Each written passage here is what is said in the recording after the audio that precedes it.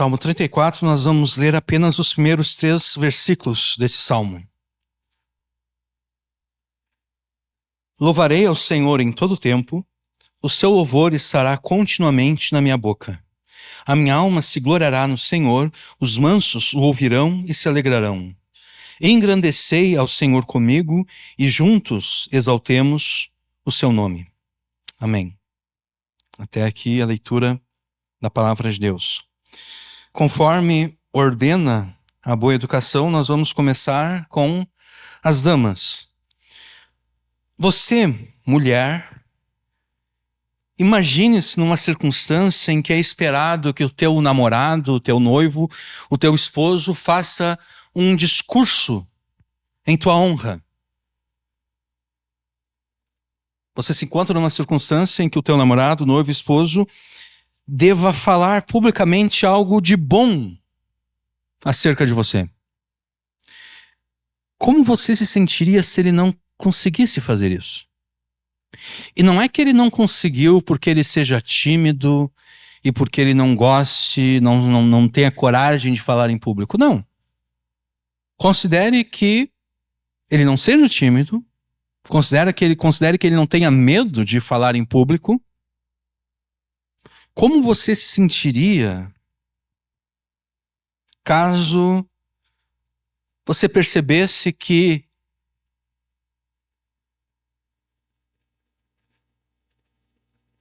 ele não consegue encontrar nada de bom para falar acerca de você? Ele se levanta e ele simplesmente fica...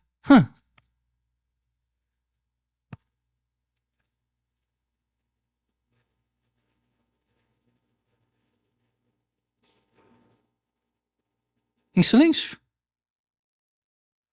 Ele não consegue encontrar nada de bom para falar acerca de você.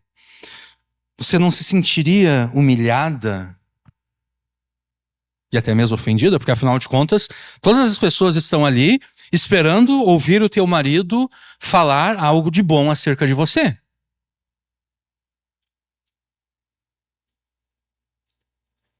E ele não fala nada? Você não se sentiria humilhada e até mesmo ofendida? E você, homem, também não se sentiria humilhado, ofendido, caso você se encontrasse na mesma circunstância?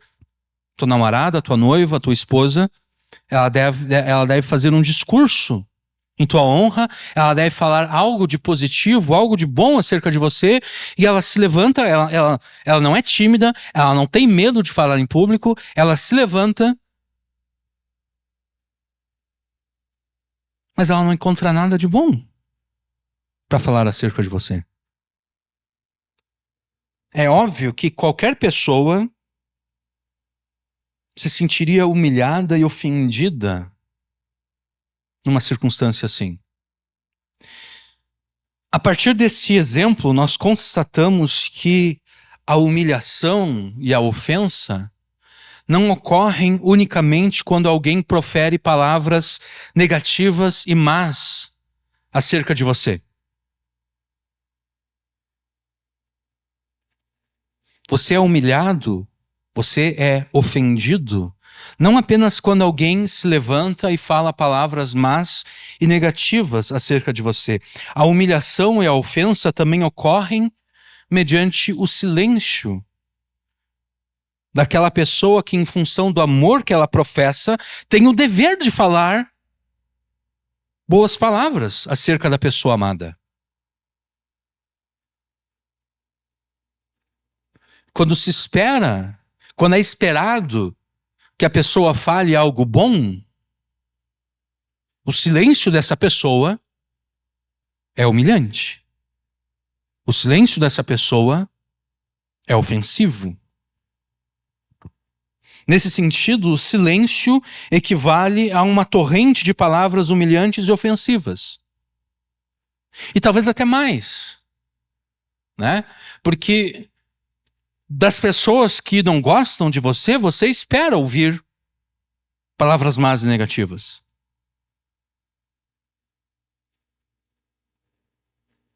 E o fato de você esperar demonstra que, mesmo que você fique triste, não é tão ofensivo, porque você pensava, bom, essa pessoa não esperava algo diferente, né?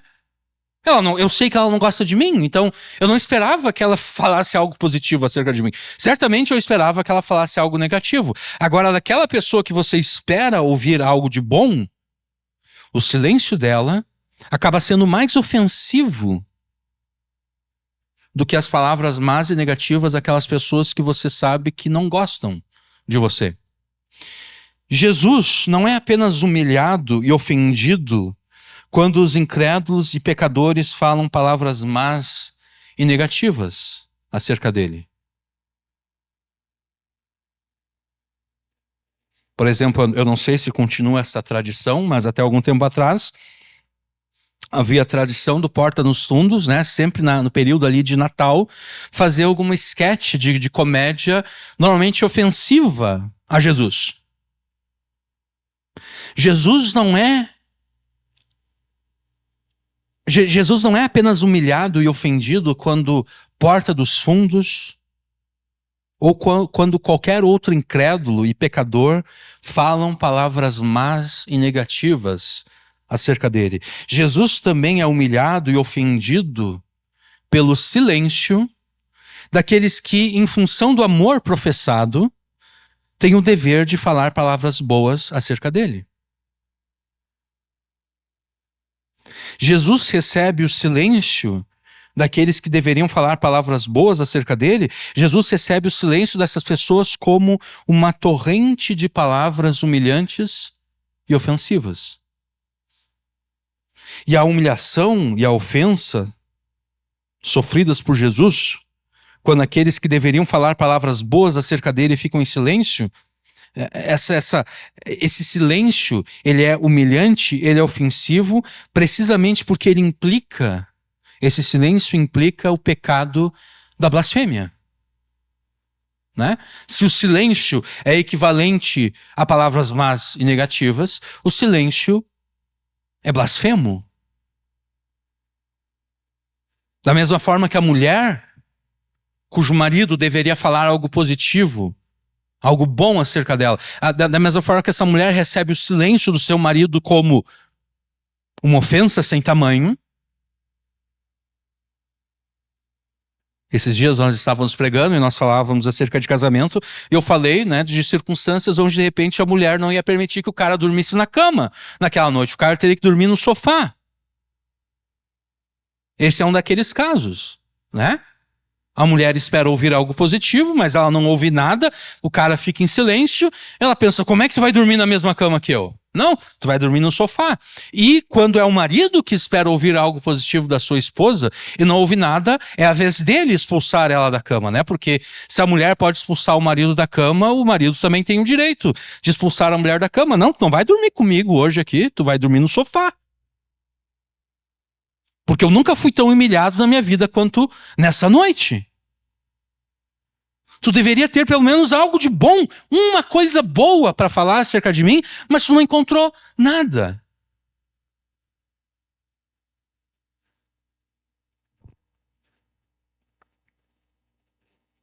Então, Jesus recebe o silêncio daqueles que deveriam falar palavras boas acerca dele. Jesus recebe esse silêncio como blasfêmia. Na pregação passada, nós demonstramos que muitos cristãos se recusam a cultuar e adorar a Jesus com alegria exultante e jubilosa, através de canções que falam boas palavras acerca dele.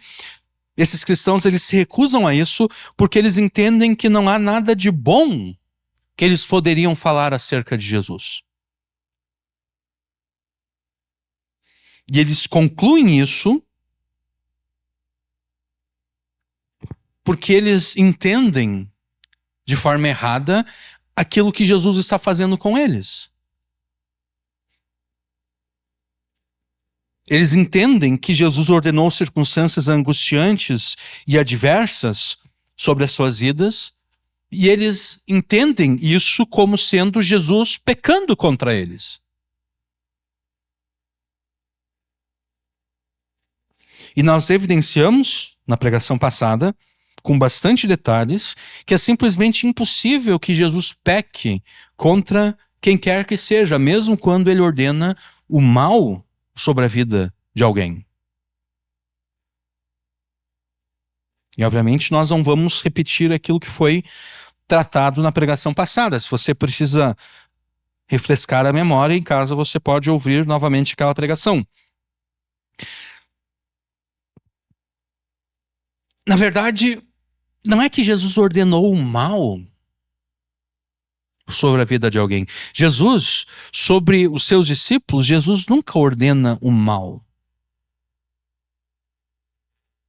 Jesus ordena circunstâncias difíceis, Jesus ordena circunstâncias adversas, Jesus ordena tragédias, mas nada disso é mal. Porque se você crê em Jesus, aquilo que te parece mal, na verdade, está cooperando para o teu bem. É isso que Jesus, mediante o Espírito Santo, afirma na sua palavra. É isso que Jesus, mediante o Espírito Santo, através da pena de Paulo, escrevendo lá em Romanos 8, tudo coopera para o bem daqueles que amam a Deus. E a questão, então, na verdade, é se você ama a Deus, né? Se você não ama a Deus, nada está cooperando para o teu bem. Se você não ama a Deus, nem mesmo aquilo que você considera ser bom está cooperando para o teu bem.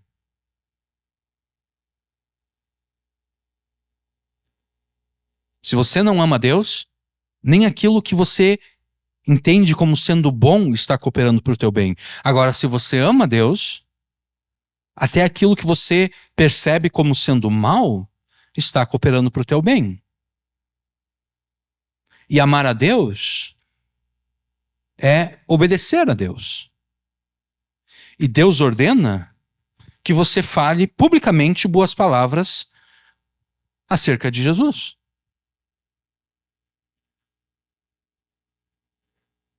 Não importa a circunstância que você esteja vivendo.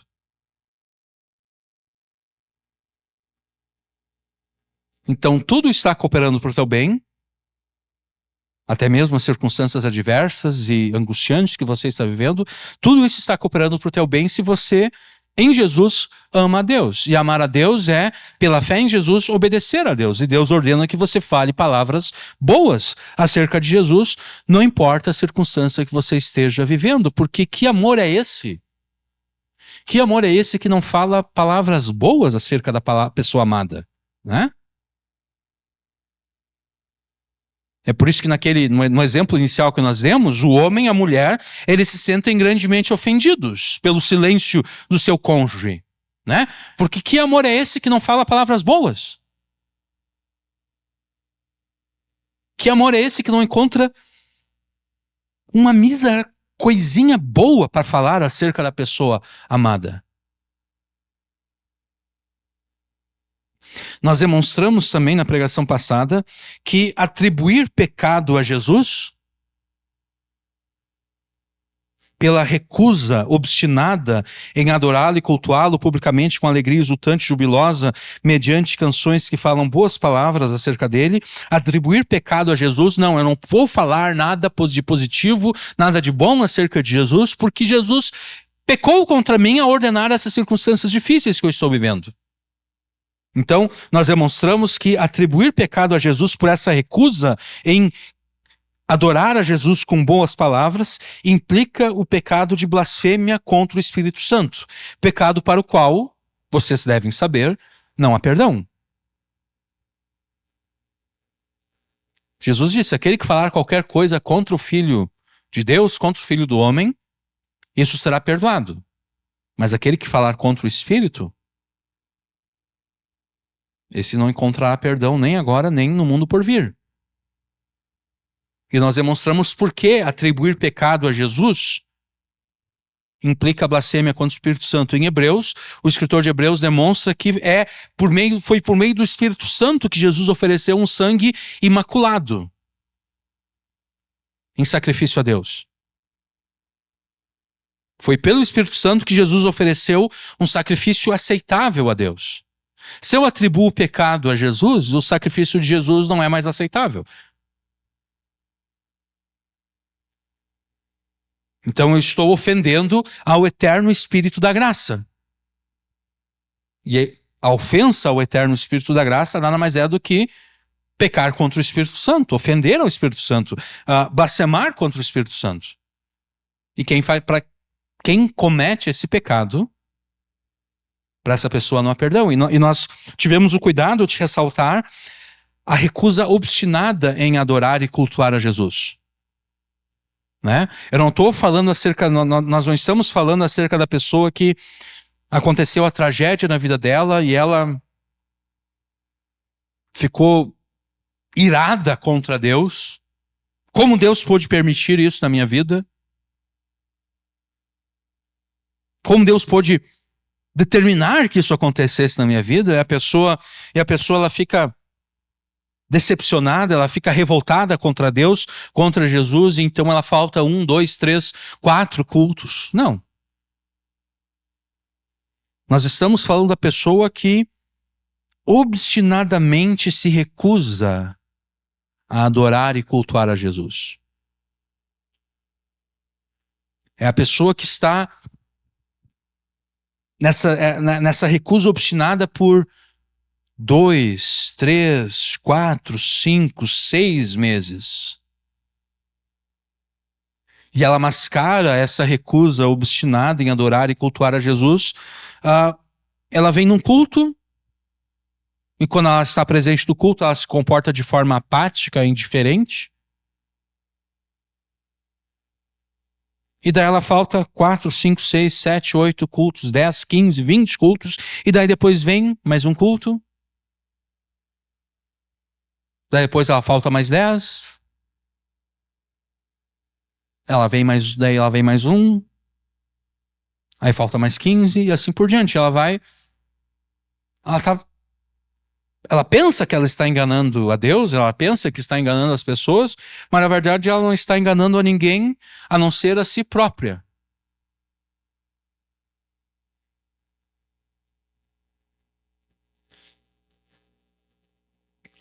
Então, na pregação passada, nós demonstramos que essa recusa obstinada em adorar e cultuar a Jesus, através de palavras boas acerca dele, exatamente porque Jesus determinou circunstâncias adversas sobre a minha vida, essa recusa implica o pecado da blasfêmia contra o Espírito Santo, pecado para o qual não há perdão.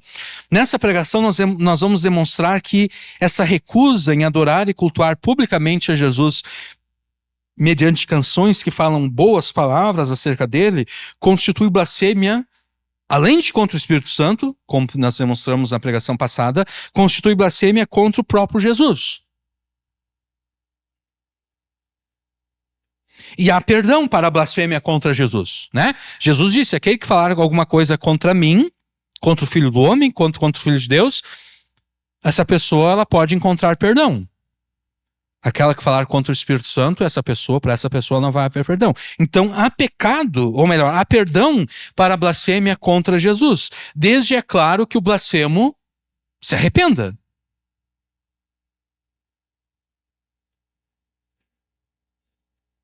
Sabendo que as circunstâncias angustiantes por você enfrentadas estão cooperando para o teu bem, você não tem razão para se recusar a falar publicamente boas palavras acerca de Jesus. Ou seja, sabendo que essas circunstâncias adversas estão cooperando para o teu bem, você não tem razão para blasfemar contra Jesus pelo teu silêncio, pela tua recusa em adorá-lo e cultuá-lo publicamente com alegria exultante e jubilosa mediante canções que falam boas palavras acerca dele. Está cooperando para o teu bem? Por que você blasfemaria contra Jesus ficando em silêncio quando é esperado que você se levante e fale boas palavras acerca de Jesus?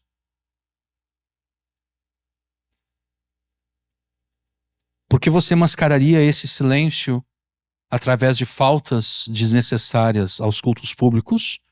Por que você mascararia esse silêncio através da tua presença apática e indiferente no culto público. Uma razão para você manter silêncio. Está cooperando para o teu bem?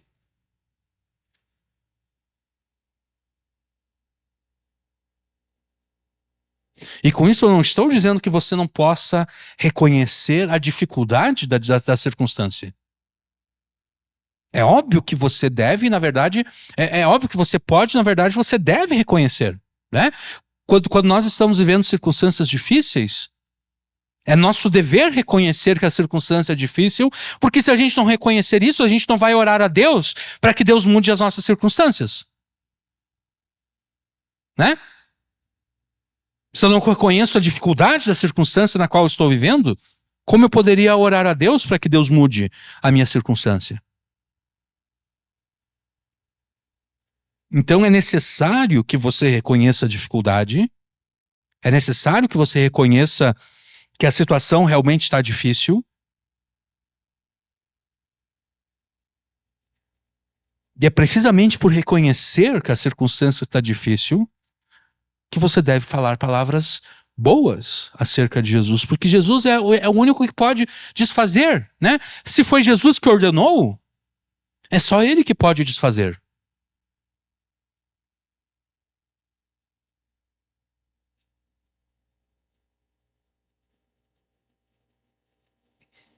Mas esse ponto eu quero trabalhar mais na próxima pregação.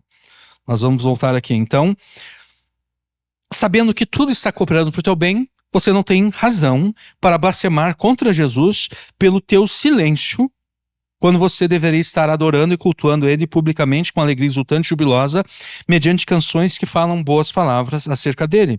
É possível, no entanto, que mesmo sabendo disso, mesmo sabendo que está cooperando para o teu bem, dentro de você, é possível que dentro de você permaneçam sentimentos e emoções, tais como a decepção, tais como a revolta contra Jesus, por ter ele ordenado essas circunstâncias difíceis.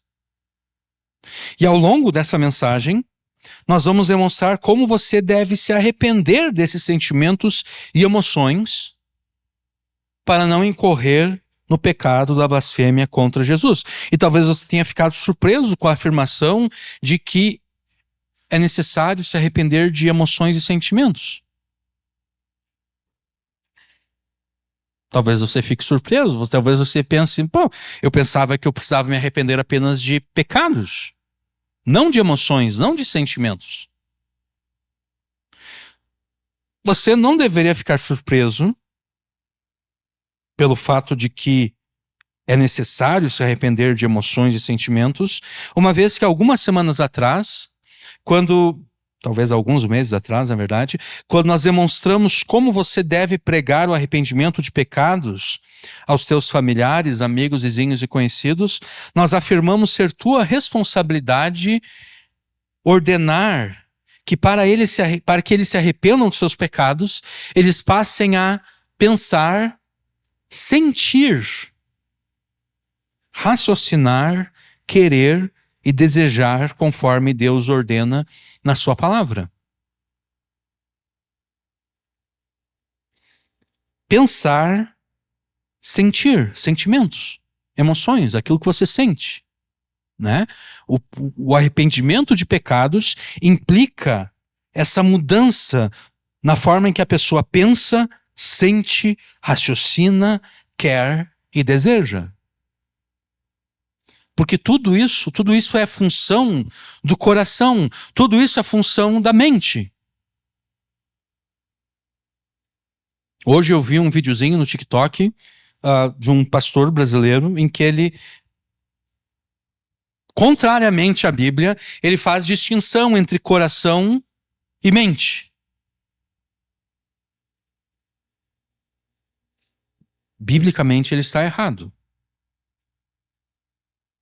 Essa distinção entre coração e mente, quem faz é o mundo ao nosso redor. É a cultura ao nosso redor que diz que os sentimentos dizem respeito ao coração e a mente lida apenas com a racionalidade, com os pensamentos e assim por diante. Não, na Bíblia, mente e coração são sinônimos.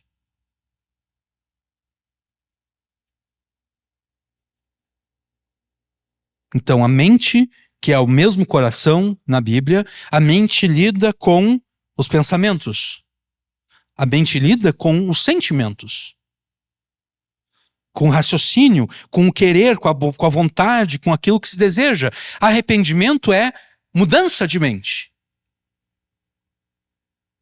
Arrepender-se é mudar a mente.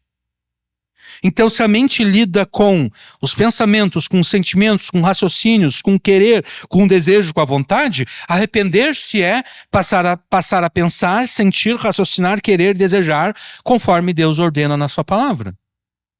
Então, os sentimentos e as emoções da pessoa que está arrependida dos seus pecados e que crê em Jesus, os pensamentos, os sentimentos e emoções dessa pessoa devem se conformar ao que Deus ordena na sua palavra. Isso quer dizer que quando as suas emoções e sentimentos contrariam a palavra de Deus, os seus sentimentos e emoções são pecaminosos. E você deve se arrepender deles.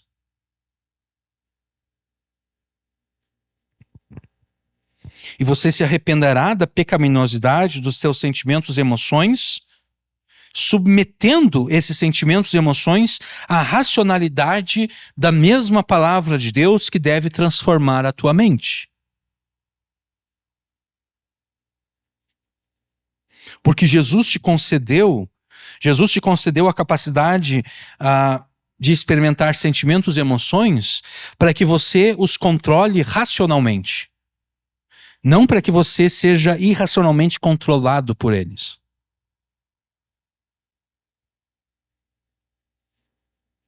Esse pastor, cujo vídeo eu vi no TikTok hoje, ele falou uma grande besteira. Ele disse que se as pessoas fossem mais cerebrais, e quando ele falando cerebral, ele estava querendo dizer racional, né? Se as pessoas fossem mais emotivas e não tanto cerebrais, não tanto racionais, não haveria tanto mal no mundo, não haveria tanto pecado. Eu pensei, tá bom, mas aquela pessoa que no calor da discussão pegou uma arma e matou o seu oponente, essa pessoa não matou porque ela estava sendo controlada pela razão. Ela matou porque estava sendo controlada pelo seu sentimento de ira, de raiva. Se ela tivesse submetido a sua ira e a sua raiva à sua razão, ela teria raciocinado, não, o que é isso?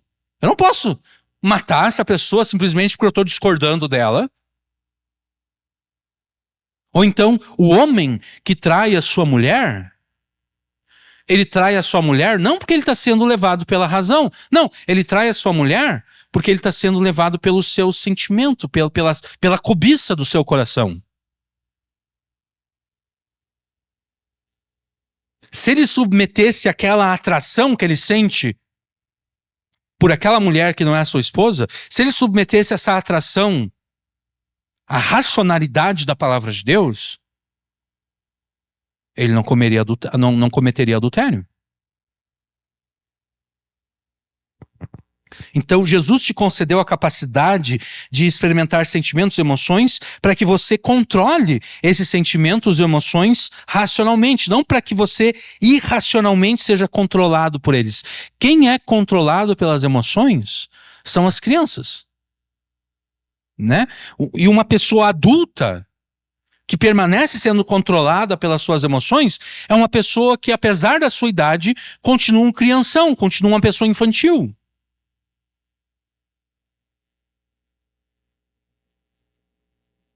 Um dos sinais da maturidade é que a pessoa consegue manter as suas emoções sob controle. Ela não está gostando da circunstância, ela não está gostando da situação, mas ela não pode agir como ela agia quando ela tinha 7 anos. Né? Que quando acontecia uma coisa que ela não gostava, ela era dona da bola, né? Ela pegava a bola, botava debaixo do braço e ia para casa.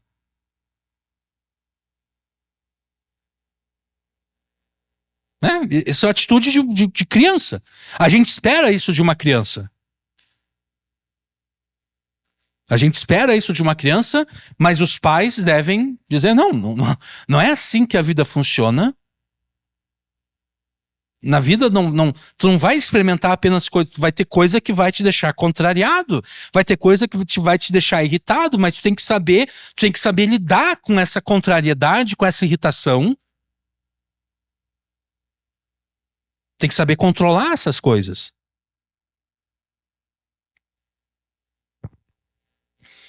Então, no decorrer dessa mensagem, nós vamos demonstrar que você deve controlar os seus sentimentos, as suas emoções racionalmente e não ser irracionalmente controlado por eles. Nós também vamos demonstrar que a pessoa que se recusa a adorar e cultuar publicamente a Jesus com palavras boas acerca dele, essa pessoa é culpada de blasfêmia contra ele, e você certamente não quer que as pessoas que você ganhou para Cristo, dentre os teus familiares, amigos, vizinhos e conhecidos, você não quer que essas pessoas, depois de arrependidos dos seus pecados e crentes em Jesus, se tornem mais uma vez culpados do terrível pecado da blasfêmia.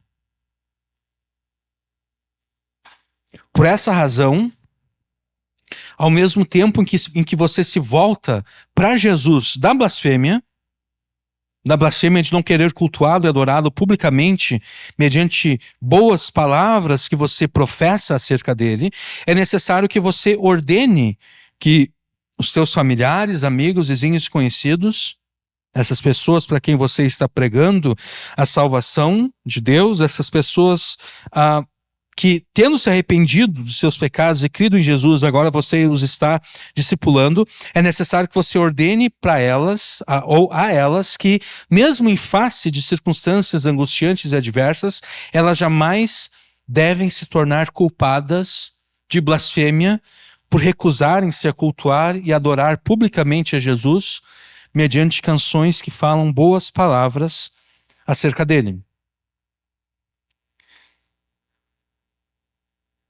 O Salmo 34...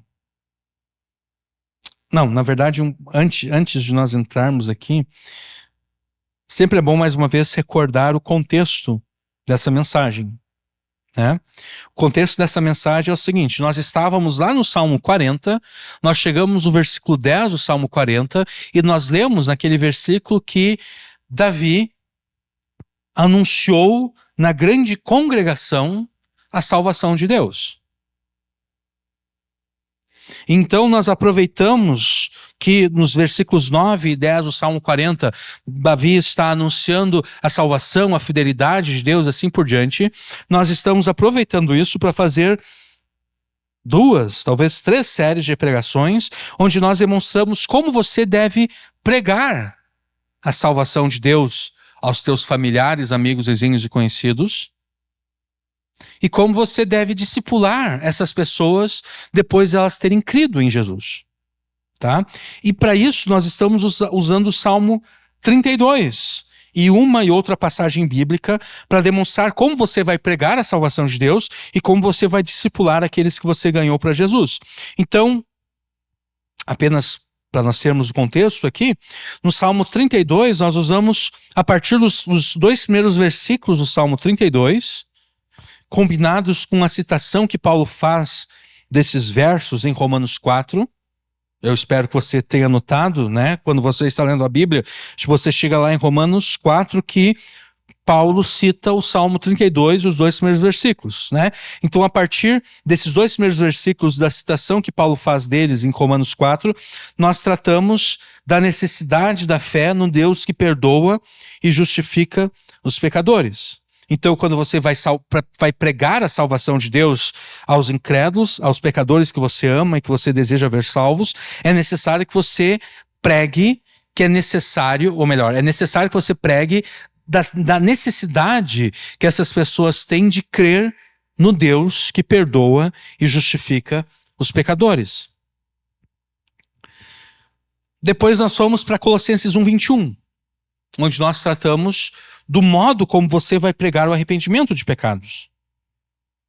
E lá nós demonstramos que o arrependimento de pecados é passar a pensar, sentir, raciocinar, querer, desejar conforme Deus ordena na sua palavra. Então, quando você vai pregar o arrependimento de pecados aos pecadores a quem você ama, você deve ordenar que eles passem a pensar, sentir. Você vai dizer para eles, olha, tem que se arrepender dos pecados. E eles vão perguntar, tá bom, mas como eu me arrependo dos meus pecados? E você vai dizer, bom, tu te arrepende dos seus pecados a partir do momento que você passa a pensar, sentir, raciocinar, querer e desejar conforme Deus ordena na sua palavra. É assim que tu te arrepende dos seus pecados. Depois nós voltamos ao Salmo 32, mais precisamente nos versículos 3, 4 e 5 desse salmo, quando nós observamos que agora nós já estamos no discipulado que você deve fazer com aqueles que você ganhou para Jesus, né? Nós observamos que o verdadeiro discípulo de Jesus se recusará a esconder de Jesus os seus pecados.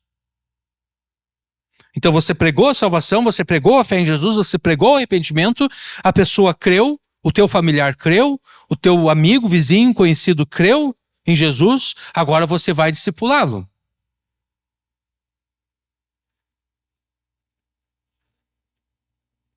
E nesse discipulado você vai dizer o seguinte, olha, o verdadeiro discípulo de Jesus se recusa a esconder de Jesus os seus pecados.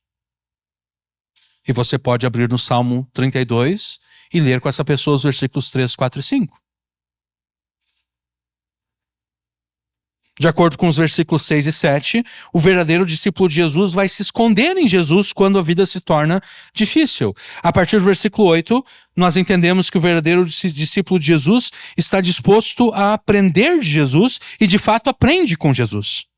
Nos versículos 9 e 10, nós aprendemos que o verdadeiro discípulo de Jesus, tendo aprendido com Jesus, obedece a ele. E então nós chegamos no versículo 11, onde nós lemos, alegrai-vos o Senhor e regozijai-vos vós os justos e cantai alegremente todos vós que sois retos de coração. Esse versículo aqui interpretado à luz de tudo aquilo que foi dito anteriormente no Salmo 32, especialmente os versículos 1 e 2, a partir desses versos nós entendemos que o verdadeiro discípulo de Jesus tem em Jesus e na salvação que ele conquistou a sua fonte última de alegria e regozijo. Essa alegria e regozijo são demonstrados na adoração e culto a Deus e ao seu Filho, prestados com uma alegria exultante e jubilosa, que não pode ser comparada com a euforia e a animação que eles experimentam por quaisquer outras razões.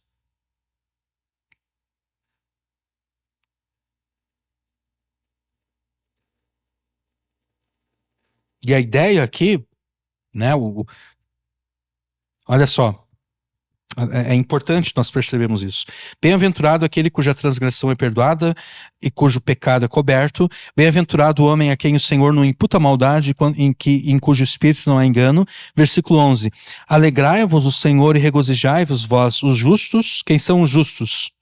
Quem são os retos de coração, aqui no versículo 11? São exatamente aqueles que lá no versículo 1 e versículo 2 foram perdoados das suas transgressões, tiveram seus pecados cobertos. Eles são os mesmos que são felizes porque o Senhor não imputa a eles maldade nenhuma. Já que eles são felizes por terem a sua transgressão perdoada, por terem seu pecado coberto, pelo fato do Senhor não imputar a eles maldade, já que eles são felizes, bem-aventurados por isso, eles devem alegrar-se no Senhor, eles devem regozijar-se, porque eles são justos, e eles devem cantar alegremente, porque Deus os fez retos de coração.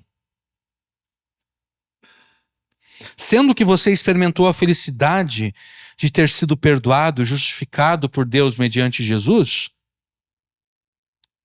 é natural e é esperado que você se alegre e regozije-se em Jesus, adorando e cultuando Ele com alegria exultante e jubilosa, que não pode ser comparada com a euforia e animação que você experimenta por qualquer outra razão. Isso é repetido no Salmo 33. Versículos 1, 2 e 3. Regozijai-vos o Senhor, vós justos, pois aos retos convém o louvor. Os personagens aqui do versículo 1 são os mesmos do versículo 11, lá no Salmo 32, né? Justos e retos de coração. Regozijai-vos o Senhor, vós justos, pois aos retos convém o louvor. Louvai ao Senhor com harpa, cantai a ele com saltério, o instrumento de 10 cordas, cantai-lhe um cântico novo, tocai bem e com júbilo. Os versículos 2 e 3 do Salmo 33 demonstra que Deus quer ser adorado com canções orquestradas e cantadas com rigor artístico, cuja letra reflita o progresso que uma igreja local tem feito com respeito ao conhecimento mais preciso acerca de Deus e da salvação que ele propõe ao seu povo. O Salmo 34, nos seus primeiros 3 versículos, também expõe como deve ser o culto e a adoração a Deus. Davi começa o Salmo 34, um salmo de louvor à bondade de Deus. Ele começa afirmando, em primeiro lugar, que louvará ao Senhor em todo o tempo e que continuamente ele cantará os louvores do Senhor. Louvarei ao Senhor em todo o tempo, o seu louvor estará continuamente na minha boca, nos meus lábios. A palavra hebraica berach, traduzida aqui como louvarei, na nossa Bíblia, traduzida por outras Bíblias como bendirei, essa palavra significa literalmente abençoar. Que por sua vez significa falar uma boa palavra.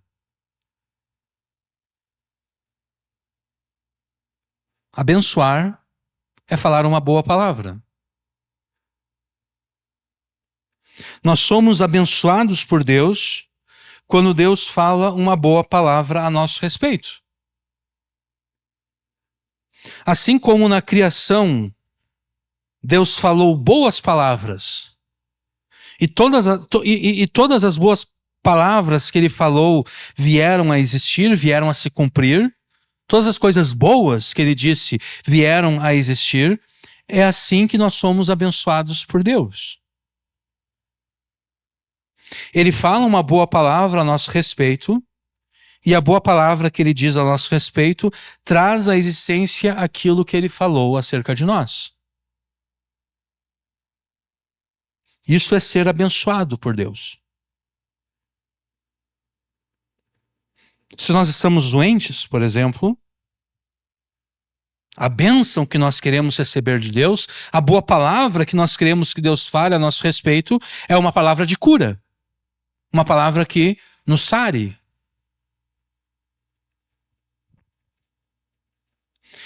Nós abençoamos a Deus,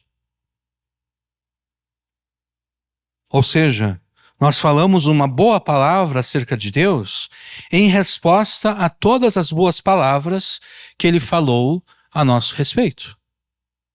E é óbvio que há uma diferença aqui. Deus tem o poder e a autoridade de fazer cumprir tudo aquilo que Ele fala.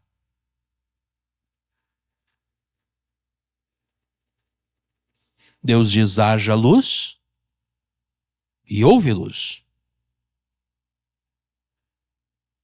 Deus disse para haver separação entre a terra e as águas, e essa separação ocorre. Deus diz para que as águas produzam seres vivos, Deus diz para que a terra produza erva verde e seres vivos, e tudo isso ocorre.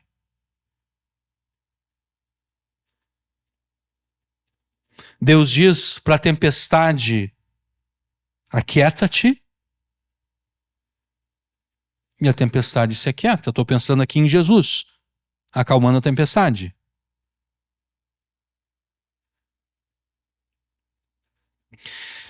É óbvio que as boas palavras que nós falamos acerca de Deus não beneficiam a Deus da mesma forma que as boas palavras que Ele fala a nosso respeito nos beneficiam, né? Nós não temos o poder e nem a autoridade de, com as nossas palavras, trazer à existência aquilo que não existe. Esse poder, essa autoridade pertencem unicamente a Deus. Em Romanos 4:17, Paulo afirma que é Deus que vivifica os mortos e chama à existência as coisas que não existem. É Deus que faz isso. E eu estou ressaltando isso exatamente porque algumas igrejas ensinam a heresia de que, por sermos filhos de Deus, eles entendem que o fato de nós sermos filhos de Deus nos torna deuses. E então, da mesma forma que Deus tem o poder de trazer à existência tudo aquilo que Ele fala, nós também temos esse poder. Isso, obviamente, é uma heresia. Né? É a heresia mais antiga que existe, porque eles estão crendo na mentira da serpente. Né? A serpente disse: olha, se vocês comerem do fruto da árvore que Deus disse que não era para comer, vocês vão ser que nem Deus.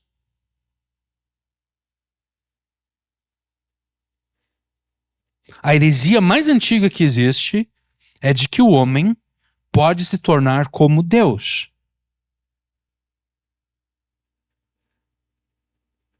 No sentido de tornar-se tão divino quanto Deus. No sentido de ter em si mesmo o mesmo poder que Deus tem.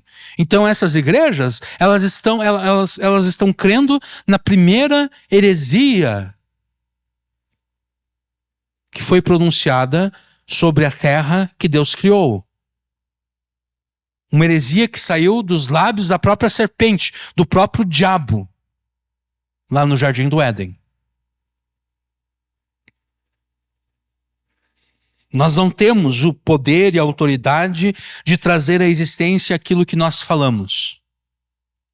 Mas ainda que nós tivéssemos esse poder e autoridade, Deus não tem necessidade de ser beneficiado por nós dessa forma. Porque Deus não necessita de ser servido por mãos humanas.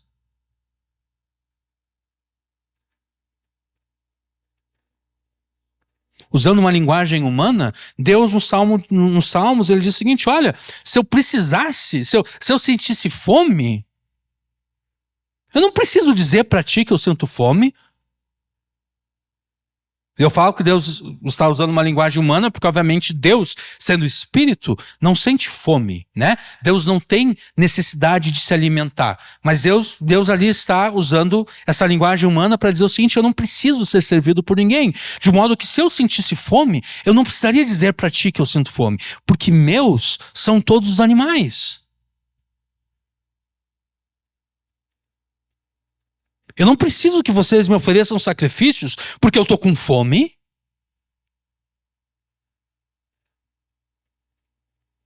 Então, Deus não é servido por mãos humanas. Ainda que nós tivéssemos o poder, nós não temos esse poder, mas ainda que nós tivéssemos o poder de trazer à existência aquilo que nós falamos, Deus não teria necessidade de ser abençoado por nós nesse sentido.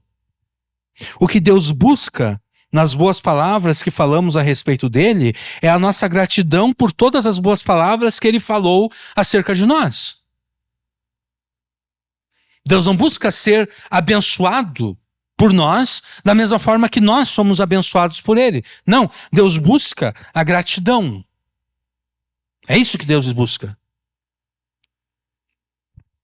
No caso do Salmo 34 aqui, Davi se encontrava numa situação difícil. Davi, nós vamos abordar isso com mais profundidade na próxima pregação, se Deus quiser. Davi se encontra lá no meio dos filisteus. Ele estava fugindo de Saul, ele pensou: eu vou me esconder no meio dos filisteus aqui para que Saul não me encontre e não me mate. Só que ele queria ficar desapercebido lá. Ele não queria que ninguém soubesse, Davi está aqui no nosso meio. Não. O problema é que os filisteus reconheceram Davi. E ele clamou a Deus para que Deus o livrasse, para que Deus o salvasse. E Deus falou uma boa palavra acerca de Davi. Deus falou uma palavra de libertação, de salvação. E Davi foi salvo, Davi foi liberto daquela circunstância difícil na qual ele se encontrava. É por isso que Davi agora quer falar boas palavras acerca de Deus, em gratidão à boa palavra de libertação que Deus falou acerca dele. Mas Davi não quer bendizer a Deus de modo aleatório e improvisado, sem raciocínio e sem a possibilidade de levar a outros com ele bendizerem a Deus. Não, Davi quer que as boas palavras que ele Davi quer que as boas palavras que ele proclamará acerca de Deus sirvam para descrever e para expressar o renome e a reputação de Deus, para que o restante das pessoas que convivem com Davi conheçam a Deus por meio das boas palavras que ele canta acerca de Deus. Essa é a ideia que está por trás do substantivo louvor aqui na segunda metade do versículo 1. Bendirei, abençoarei o Senhor em todo o tempo, eu falarei uma boa palavra acerca do Senhor em todo o tempo, o seu louvor estará sempre nos meus lábios. Com o louvor de Deus nos seus lábios, Davi quer descrever e expressar o renome e a reputação de Deus, para que o restante das pessoas que convivem com ele conheçam a Deus e se juntem a ele, se juntem a Davi no culto e na adoração a Deus, no qual todas as pessoas, junto com Davi, falarão palavras boas acerca de Deus. Versículo 2: a minha alma se gloriará no Senhor, os mansos o ouvirão e se alegrarão. Davi não quer ser conhecido pelas suas próprias capacidades e qualidades de grande guerreiro, de grande comandante militar, porque ele foi reconhecido dessa forma pelos filisteus. De novo, nós vamos abordar isso melhor na próxima pregação. Davi ele foi reconhecido pelos filisteus. Davi foi reconhecido como aquele acerca de quem se cantava. Saul matou os seus milhares, mas Davi matou os seus 10 milhares. Davi foi reconhecido pelos filisteus como um grande comandante militar, como um grande estrategista militar. Mas não é assim que Davi quer ser conhecido pelas pessoas. Davi não quer ser conhecido pelas suas próprias capacidades e qualidades de grande guerreiro. Davi quer ser reconhecido pelo seu relacionamento com Deus. A minha alma se gloriará no Senhor. Eu não vou me orgulhar dos meus grandes feitos militares. Eu não vou me vangloriar das minhas grandes vitórias no campo de batalha. Não. Eu vou me vangloriar, eu vou me orgulhar no Senhor.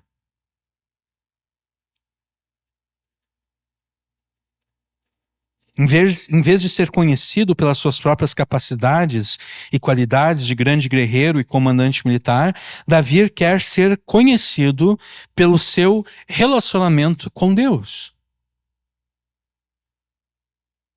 Em vez de exaltar a si mesmo e as suas capacidades e qualidades, Davi se orgulha de exaltar as capacidades e qualidades infinitas e insondáveis de Deus. E todos aqueles que forem mansos, todos aqueles que forem humildes, ouvirão da boca de Davi acerca das capacidades e qualidades infinitas e insondáveis de Deus, e eles com alegria se juntarão a Davi. Os mansos o ouvirão e se alegrarão. Alegremente eles se juntarão a Davi nesse propósito de exaltar as qualidades de Deus, nesse propósito de falar palavras boas acerca de Deus.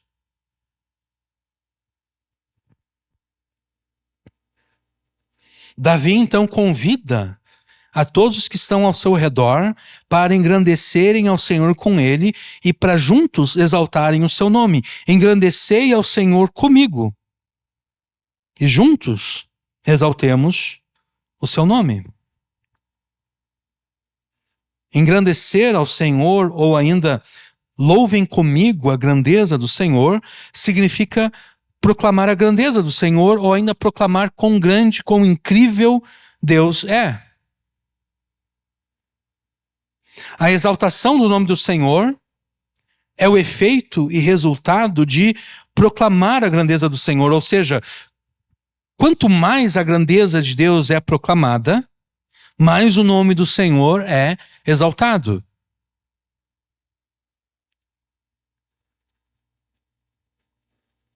Mais o nome do Senhor é exaltado, exatamente porque mais pessoas ouvem acerca da grandeza do Senhor e mais pessoas são chamadas e, de fato, se apresentam para juntos engrandecer ao Senhor, para juntos exaltar o nome de Deus.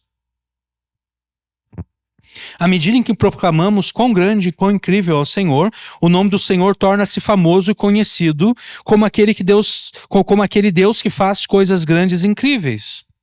E assim como em outras passagens, aqui nós encontramos a significância do culto público e corporativo oferecido a Deus. Né? Porque, obviamente, Davi não está na privacidade da sua casa, cultuando e adorando a Deus.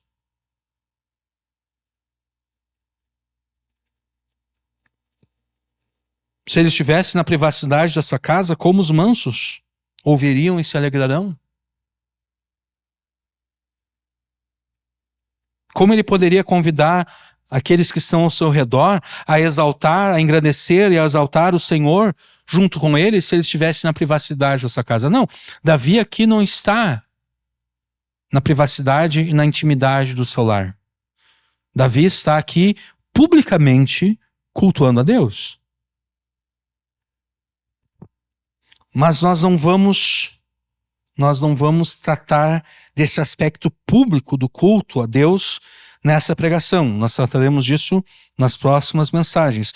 Por agora, nós afirmaremos o seguinte: você deve juntar-se aos teus irmãos em Cristo no culto público e corporativo a Deus, para com eles engrandecer ao Senhor e exaltar o seu nome, mediante a entoação de louvores, pelos quais você e os teus irmãos, cantarão boas palavras a respeito de Jesus.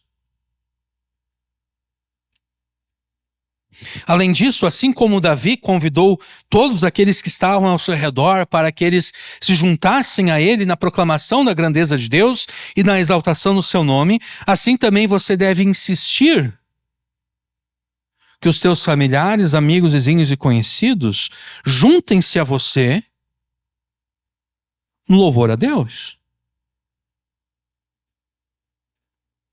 Juntem-se a você na adoração a Jesus.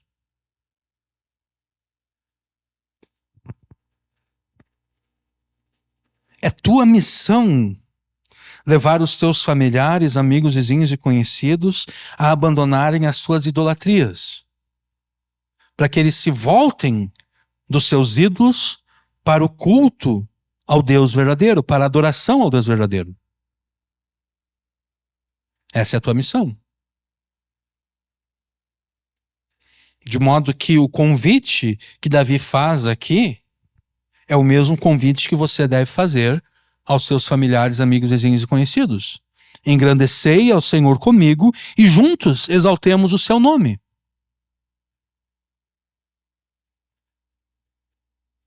Esse convite, obviamente, é feito mediante a pregação da salvação de Deus, mediante a pregação da fé em Jesus, do arrependimento de pecados. É tua missão converter as pessoas que estão ao teu redor das suas idolatrias para o culto ao Deus verdadeiro.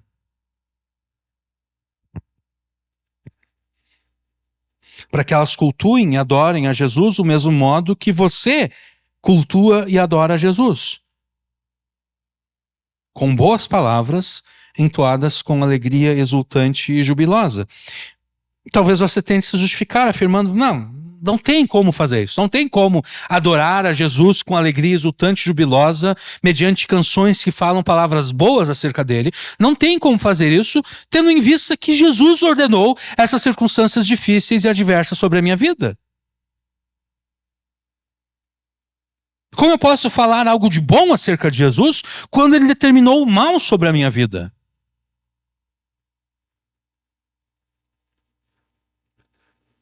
Na pregação passada, nós demonstramos que isso não passa de uma desculpa sem sentido.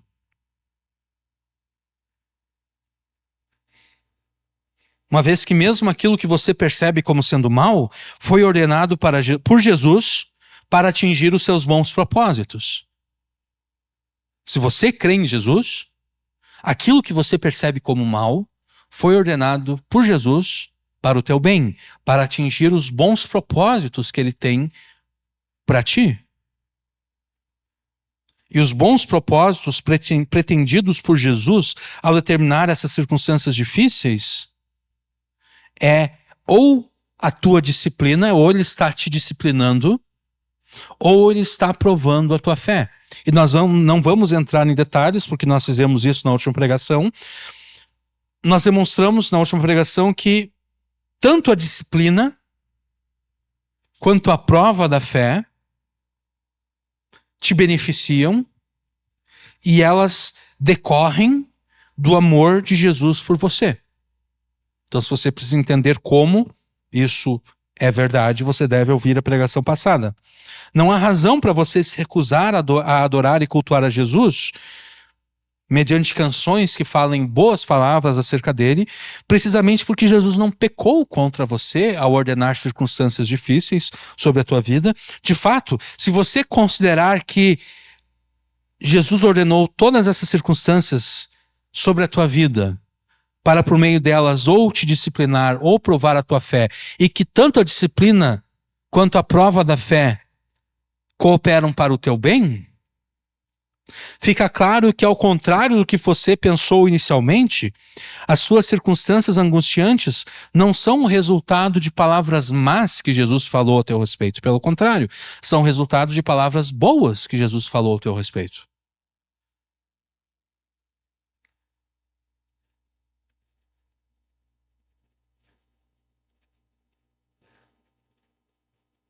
As suas circunstâncias difíceis não são o resultado do mal que Jesus pronunciou ao teu respeito.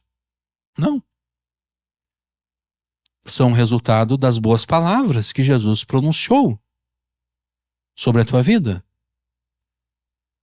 Ou te disciplinando, porque você estava se afastando, e Jesus não quer que você se afaste,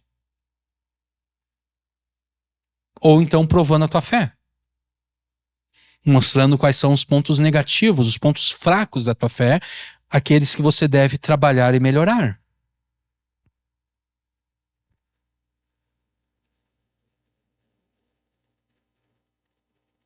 Sendo que, em vez de ser para o teu mal, as suas circunstâncias angustiantes foram ordenadas por Jesus para o teu bem, como resultado das boas palavras que ele pronunciou sobre a tua vida, segue-se que não faz sentido você continuar se recusando a adorar e cultuar a Jesus publicamente, com alegria exultante e jubilosa, mediante canções que falam boas palavras acerca dele. Mas talvez você, com todo respeito, talvez você seja cabeça dura, né? Existem pessoas que são cabeça dura, né? Talvez você continue apresentando desculpas, afirmando não conseguir adorar e cultuar a Jesus desse modo, porque você está se sentindo decepcionado com Jesus. Ou talvez mais do que decepcionado, talvez você está se sentindo revoltado contra Jesus. É o sentimento. E agora nós vamos entrar aqui no ponto central dessa pregação. Não faz sentido você permanecer decepcionado e revoltado contra Jesus, tendo em vista que tudo isso é para o teu bem. Então não faz sentido.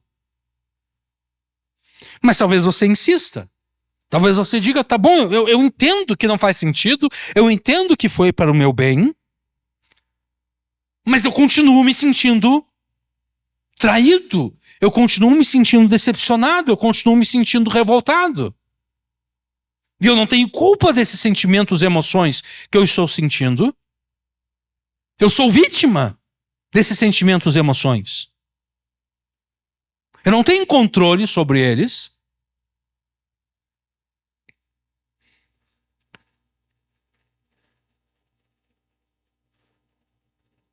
Se você insistir, afirmando que mesmo sabendo disso, você continua decepcionado e revoltado, é necessário que você saiba que você deve se arrepender desses sentimentos e emoções. E talvez você pense que não faz sentido alguém se arrepender de sentimentos e emoções, uma vez que você não se considera culpado desses sentimentos e emoções. Você não se considera culpado porque você pensa não ter controle sobre eles.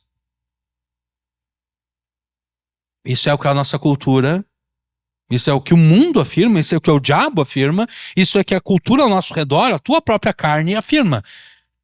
Os teus sentimentos e as suas emoções estão fora do teu controle.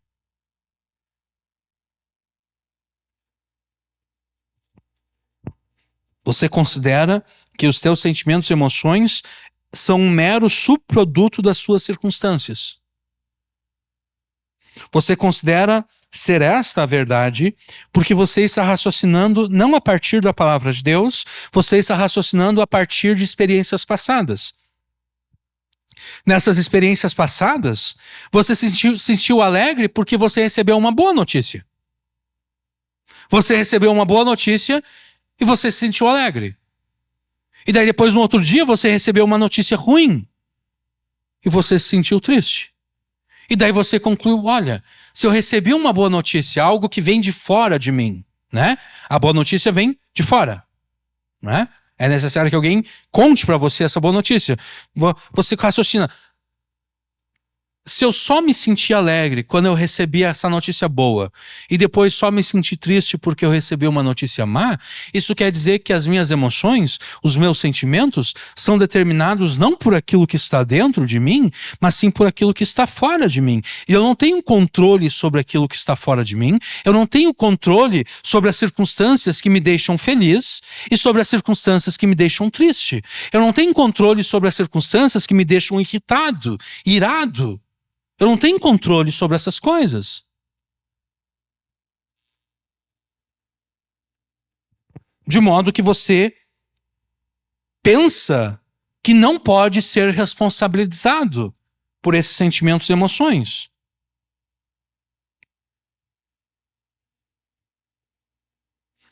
Em vez de ser responsabilizado, você se enxerga como vítima. Eu sou vítima das minhas emoções, dos meus sentimentos.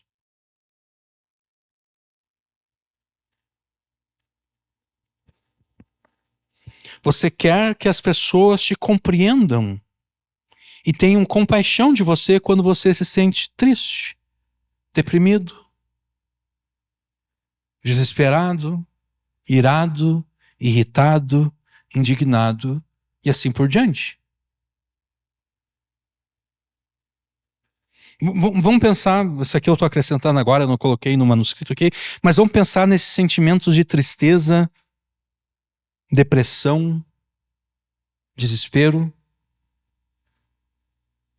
Se fosse verdade que esses sentimentos e emoções não estão debaixo do teu controle, por que Deus ordenaria na sua palavra, alegrai-vos?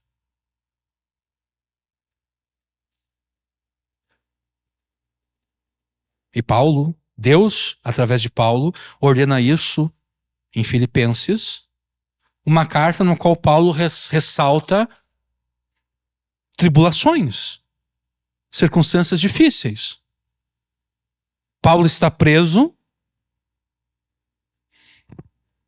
A consequência da prisão dele é que mais pessoas estão pregando a Jesus, o Evangelho, mas algumas pessoas estão pregando com o objetivo de trazer pesar a Paulo. Eles querem mostrar o seguinte, ó Paulo, eu estou fazendo aquilo que tu não pode mais fazer. Tu está aí preso.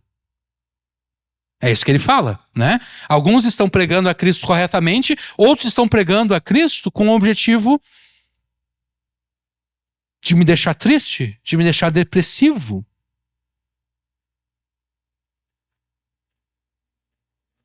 E é nessa carta onde ele fala de tribulações, de circunstâncias difíceis, que ele diz: alegrai-vos.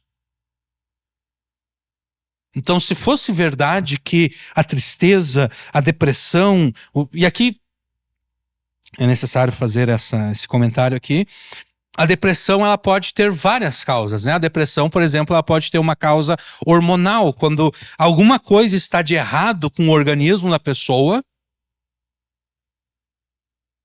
né, que ela fica depressiva. Mas nós não estamos tratando desse tipo de depressão que tem uma causa física. Entendeu? Não, nós estamos tratando daquela depressão que não há nada de errado com o organismo da pessoa, os hormônios dela estão como deveriam estar, tá tudo correto, como deve ser, mas a pessoa está deprimida.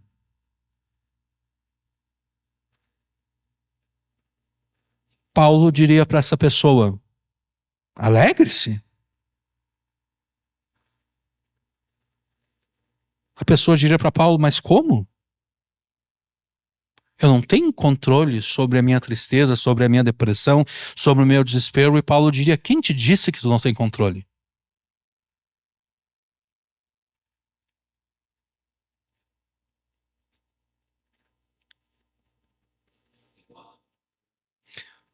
É, tem. Sim, sim, exatamente porque tu recebe a boa vontade das pessoas, né? Eu notei, quer ver, ó, as pessoas usam as redes sociais para duas coisas, basicamente. Ou elas usam as redes sociais para exaltarem a si próprias, né, quando as pessoas escrevem aqueles textões, não, porque eu descobri a força que eu tenho, porque eu estava enfrentando circunstâncias difíceis e eu venci, e eu descobri como eu sou incrível. Você já deve ter percebido pessoas escrevendo coisas assim, né, semelhantes às redes sociais. E daí a pessoa ali, ela está buscando o louvor das outras pessoas, dizendo: é isso mesmo, tu é o cara. É isso, é exatamente isso. Ou o contrário. Quando a pessoa faz aquele textão desabafando acerca de todas as tragédias que ela está enfrentando e tudo, ela faz isso porque ela também quer receber, ela quer receber aquele: coitado da tua pessoa. Né? Ela quer receber esse carinho das pessoas. E às vezes a pessoa já poderia ter superado a sua tristeza, o seu desespero, mas ela propositadamente faz questão de não superar, porque se ela tivesse superado, ela não receberia a mesma atenção que ela recebe das pessoas. E ela quer quer continuar recebendo aquela atenção. Então ela continuamente ela vai lá no seu Instagram, Facebook, seja lá o que for, e ela continua lá escrevendo acerca de todas as suas lutas e dificuldades, tudo, porque ela quer receber essa atenção. Inclusive, isso se não me engano, isso é retratado como um distúrbio. Né? Tem pessoas, por exemplo, que elas fingem doenças físicas, né? Elas tomam algum tipo de substância para simular algum tipo de algum tipo de doença, exatamente para que ela possa ser tratada por algum médico. Ela quer receber, ela tem necessidade desse tipo de atenção. E na verdade eu acabei me expressando errado aqui. Não é distúrbio, isso é pecado. A psicologia, a psiquiatria trata isso como um tipo de doença. Não, não é doença, é pecado. Se Jesus, se Paulo estivessem aqui conosco e essa pessoa viesse se aconselhar com Jesus e com Paulo, Paulo diria: Meu, te alegra. Para, sai dessa.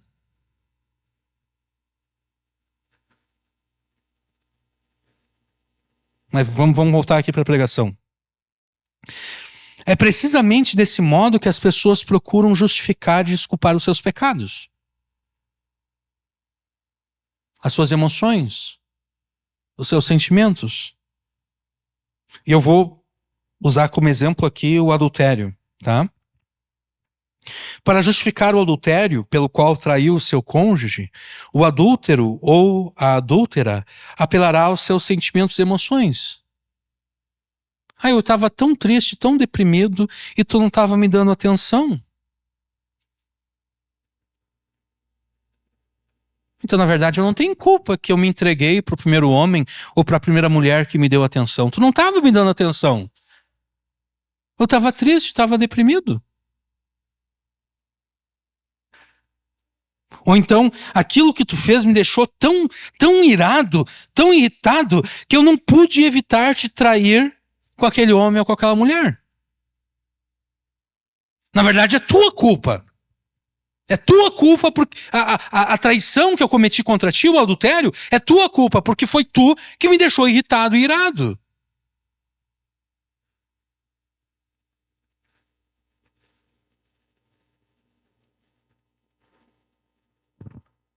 Ou então, o homem, ele tem uma secretária, né? Ele diz, eu não tenho controle sobre os meus sentimentos, eu não tenho culpa de ter me apaixonado pela minha secretária e ter te traído com ela. Quem pode controlar os seus sentimentos?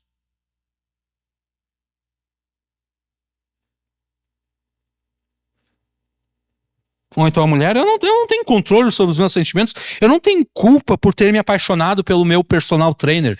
Eu não pensei em outro exemplo aqui, eu coloquei personal trainer, né? Eu não tenho culpa de ter me apaixonado pelo meu personal trainer e ter te traído com ele.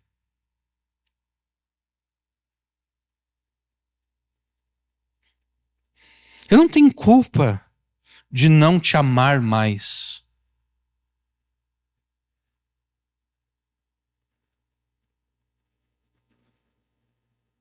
Aquele amor que eu tinha acabou. E eu não tenho culpa.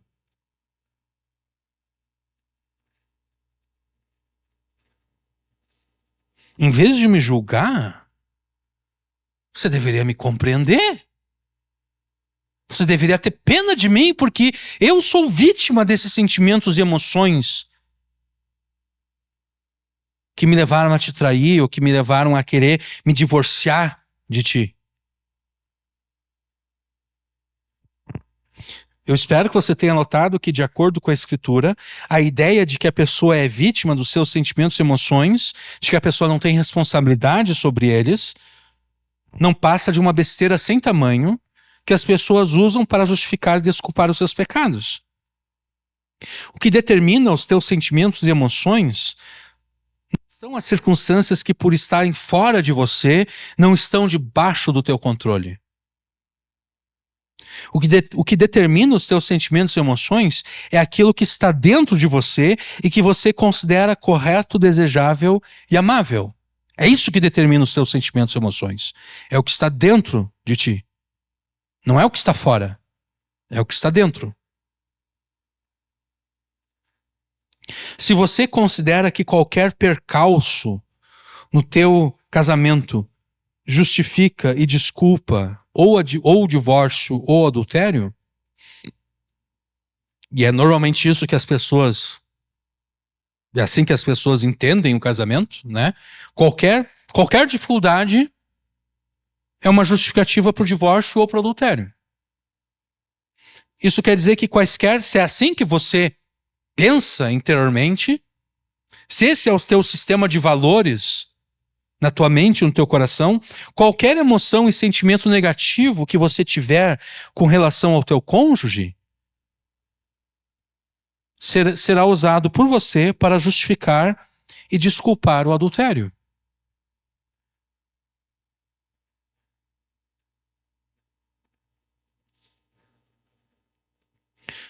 Do mesmo modo que Jesus ordena que você não deve aceitar passivamente as emoções e sentimentos que te fazem cobiçar alguém que não é o teu cônjuge, porque Jesus ordena isso, né? Jesus diz: todo aquele que olhar para uma mulher de modo indecente, né, cobiçando ela no seu coração, esse homem já está no seu coração, ele já adulterou com ela. Do mesmo modo que Jesus ordena que você não deve aceitar passivamente esses sentimentos e emoções como se eles estivessem fora do teu controle. Ah, eu não posso fazer nada. Não, você deve fazer algo. Jesus ordena que você faça algo. Jesus ordena que você não aceite passivamente as emoções e sentimentos que te levam a se sentir a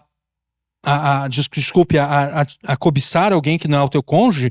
Da mesma forma que Jesus ordena que você não aceite isso passivamente, Jesus também ordena que você não aceite passivamente as emoções e os sentimentos que te levam a se sentir decepcionado com ele e revoltado contra ele.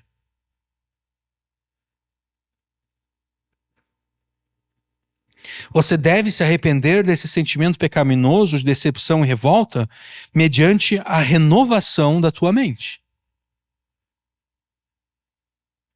Porque, de novo, os sentimentos é a função da mente. A forma como você vai mudar esses sentimentos e emoções é através da renovação da tua mente. E a renovação da tua mente, ela ocorre mediante a palavra de Deus.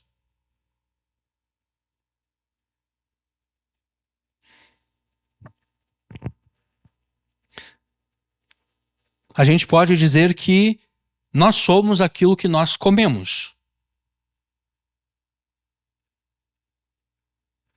Se a minha dieta não é uma dieta muito boa,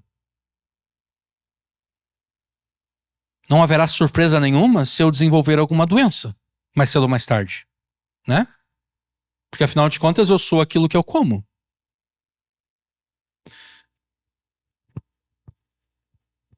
Você é, ou você pensa, você sente, você raciocina de acordo com aquilo que você alimenta a tua mente. Se você alimenta a tua mente com conceitos mundanos e satânicos, você não deve se surpreender ao perceber que os teus pensamentos e sentimentos são mundanos e satânicos. Afinal de contas, é com isso que você está alimentando a mente. O que demonstra a necessidade da leitura e do estudo da palavra de Deus. Porque se a tua mente deve ser transformada pela palavra de Deus, é necessário que você alimente a tua mente com a palavra de Deus, para que você passe a pensar, sentir, raciocinar e querer conforme a palavra de Deus te ordena. E além desse estudo e leitura particular, é necessário que você se assente para ouvir a pregação da palavra de Deus na tua igreja local. Para que a tua mente seja transformada pela palavra de Deus.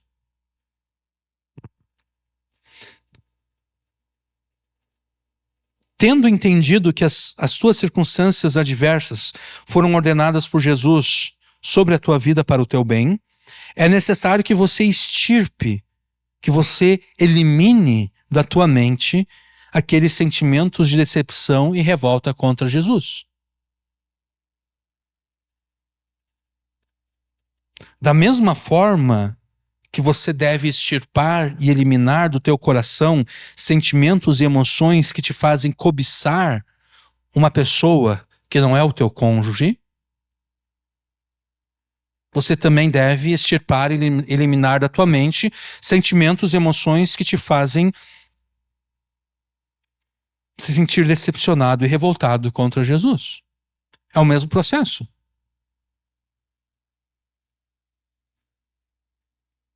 Tá lá o homem casado, ou solteiro também.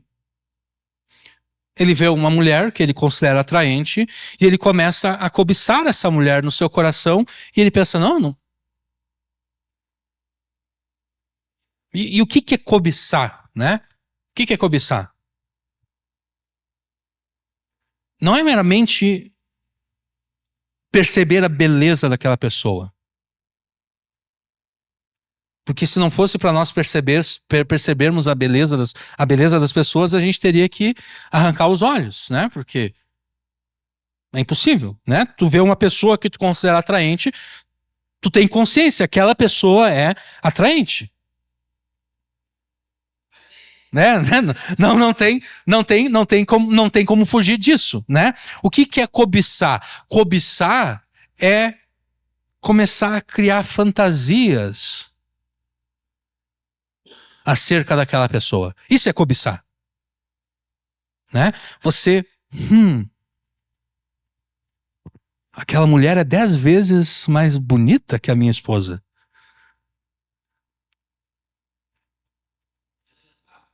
Tu começa a criar cenários onde você fica com aquela mulher, onde você consuma um relacionamento com aquela mulher. Isso é cobiçar. E quando você começa a fazer isso, o homem crente, né, ele deve pensar, não, eu devo eliminar, eu devo extirpar esses pensamentos, esses sentimentos, essas emoções do meu coração.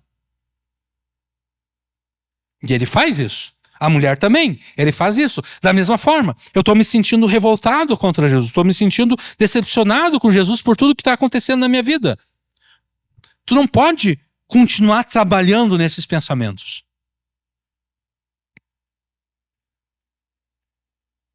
Cada vez que surge aquela decepção, aquela revolta, né? Aquilo ali volta à tua mente, volta ao teu coração, você deve repetir aquilo que está em Romanos 8. Tudo está cooperando para o meu bem.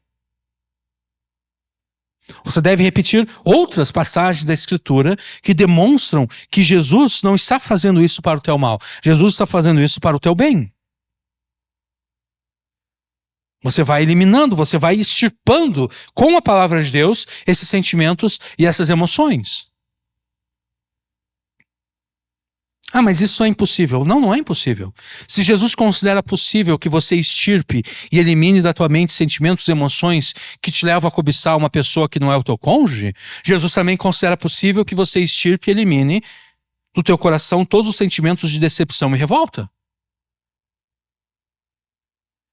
Os sentimentos e emoções são diferentes, mas o processo de eliminação é o mesmo.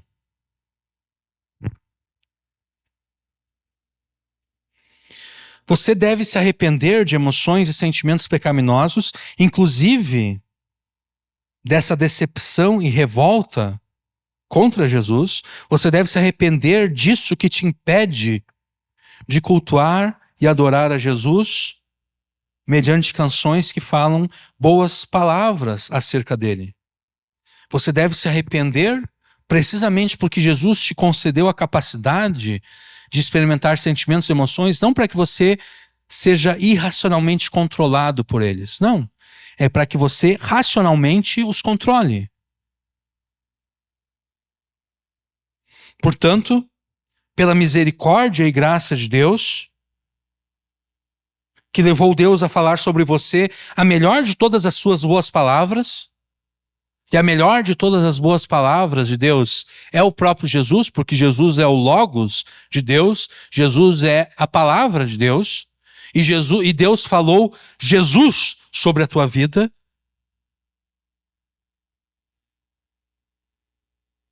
Pela misericórdia e graça de Deus, que levou Deus a falar sobre você a melhor de todas as suas boas palavras, por essa misericórdia e graça, ofereça os teus sentimentos e emoções como sacrifício vivo, santo e agradável a Deus. Aqui eu estou parafraseando Romanos 12.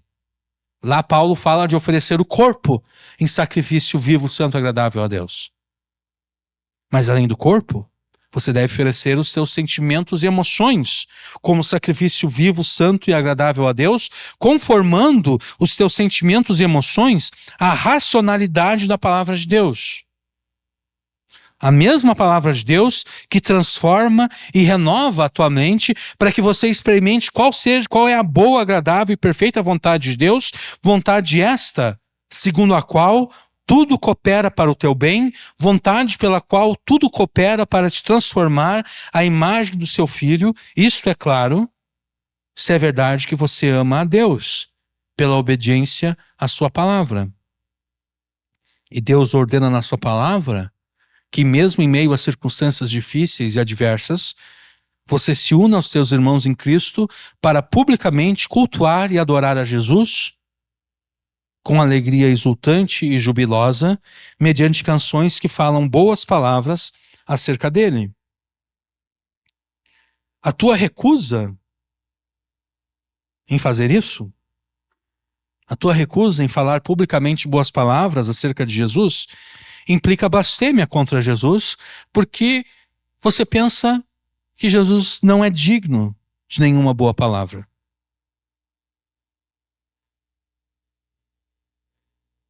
Eu não vou falar nenhuma boa palavra acerca de Jesus, porque Jesus não é digno de nenhuma boa palavra. E entendendo que Jesus não é digno de nenhuma boa palavra, você considera que as únicas palavras por ele merecidas são palavras más e negativas. Palavras ofensivas, palavras humilhantes, palavras blasfemas. Você só não pronuncia essas palavras más, negativas, ofensivas e blasfemas, porque por enquanto você está querendo manter a aparência.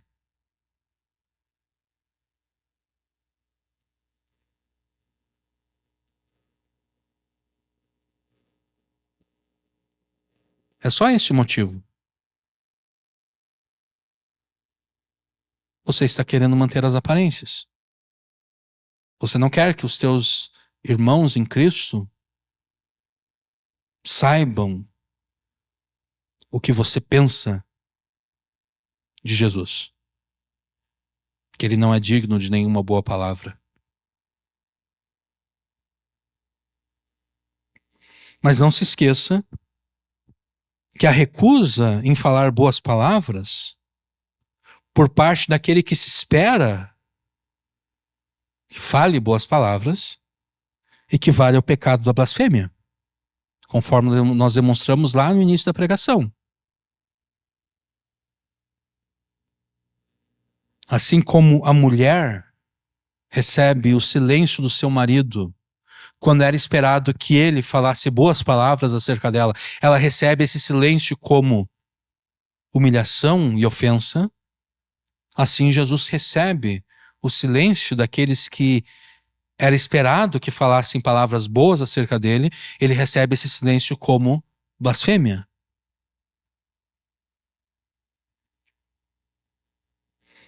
Jesus é a melhor de todas as boas palavras que Deus poderia ter pronunciado sobre a tua vida. Porque ninguém além de Jesus viveria, morreria e ressuscitaria para te salvar dos teus pecados.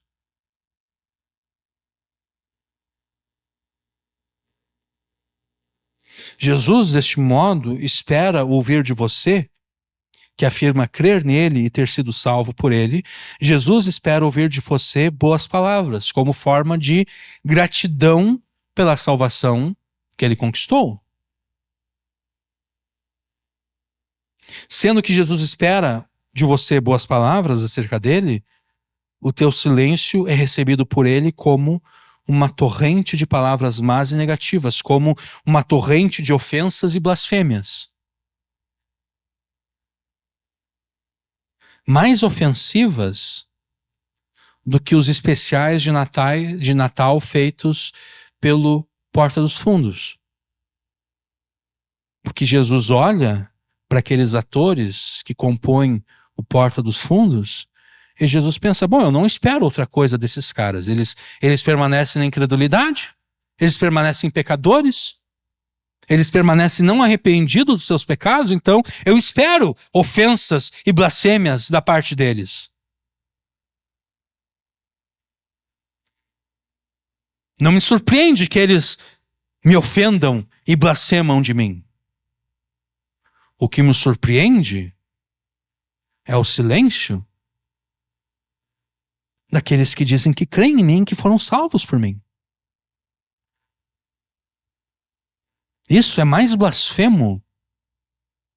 Esse silêncio é mais blasfemo e ofensivo do que todas as palavras ofensivas pronunciadas pelos atores que compõem Porta dos Fundos.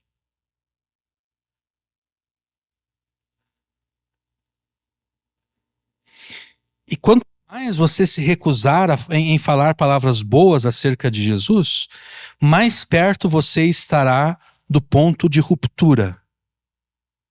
Mais perto você estará daquele ponto de não retorno. Aquele ponto a partir do qual você abertamente falará palavras más acerca de Jesus, nitidamente blasfemando contra ele. Como é o caso do pastorzão, alguns meses atrás. Alguém que afirmava crer em Jesus, alguém que afirmava ter sido salvo por Jesus, mas que se ofendeu com Jesus por Jesus ter ordenado circunstâncias difíceis e adversas sobre a vida dele. Ele chegou nesse ponto de ruptura. Ele chegou nesse ponto de não retorno. Antes ele mantinha um silêncio. Um silêncio que era ofensivo a Jesus, que era blasfemo aos olhos de Jesus, mas um silêncio que era interpretado pelos demais crentes, pelos demais cristãos, não como blasfêmia. Ele mantinha um silêncio porque ele queria manter as aparências. Mas ele insistiu, ele se recusou a falar palavras boas acerca de Jesus, ele insistiu nesse comportamento e ele chegou a esse ponto de ruptura. Esse ponto de não retorno, onde ele disse, dane-se, eu não estou nem aí para o que as pessoas pensam de mim, eu vou dizer mesmo o que eu penso acerca de Jesus.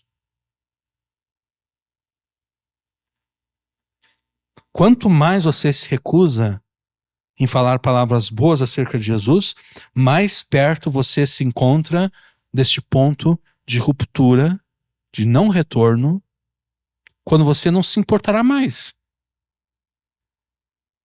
Em que você falará abertamente tudo de mal que você pensa acerca de Jesus.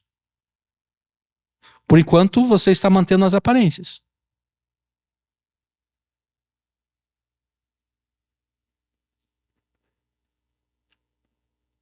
Além disso, considere o seguinte: a tua recusa em falar boas palavras acerca de Jesus implica a perdição eterna dos teus familiares, amigos, vizinhos e conhecidos.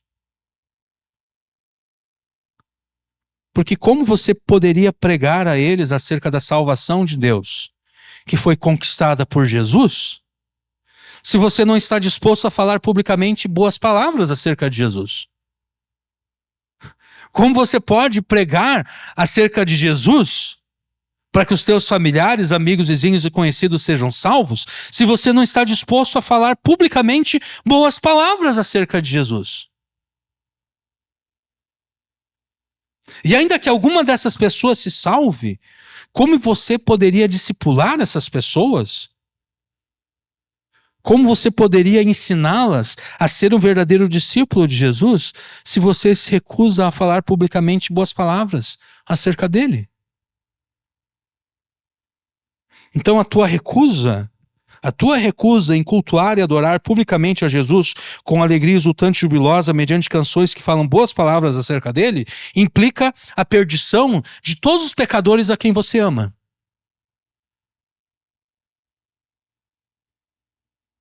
Porque essas pessoas vão olhar para você e vão raciocinar. Fulano de tal se diz crente, né? Ele se diz discípulo de Jesus. Mas ele não faz questão de adorar a Jesus, de cultuar a Jesus.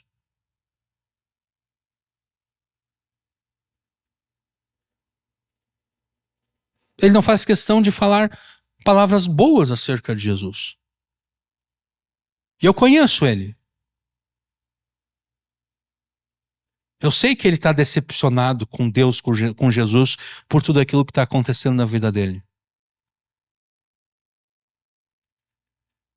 Por que eu, então, deveria me arrepender dos pecados e crer nesse Jesus que decepcionou o meu familiar, o meu amigo, vizinho, conhecido, a ponto dele não querer mais publicamente falar palavras boas acerca de Jesus? E certamente não é isso que você quer, né? Você não quer que os teus familiares, amigos, vizinhos e conhecidos se percam eternamente. Você deseja a salvação eterna desses pecadores a quem você ama. Então é necessário que você dê atenção a tudo que o Espírito Santo te ordenou através dessa pregação. É necessário que você se arrependa das suas emoções, dos teus sentimentos e emoções pecaminosos, inclusive da decepção e revolta que te impedem de adorar e cultuar a Jesus, mediante palavras boas. Para o teu próprio bem e também para o bem dos pecadores a quem você ama, é necessário que você dê a eles o exemplo de como um verdadeiro discípulo de Jesus se comporta. Porque se você não se arrepender da blasfêmia, de recusar-se a adorar e cultuar publicamente a Jesus mediante boas palavras que você proclama através das canções que são cantadas,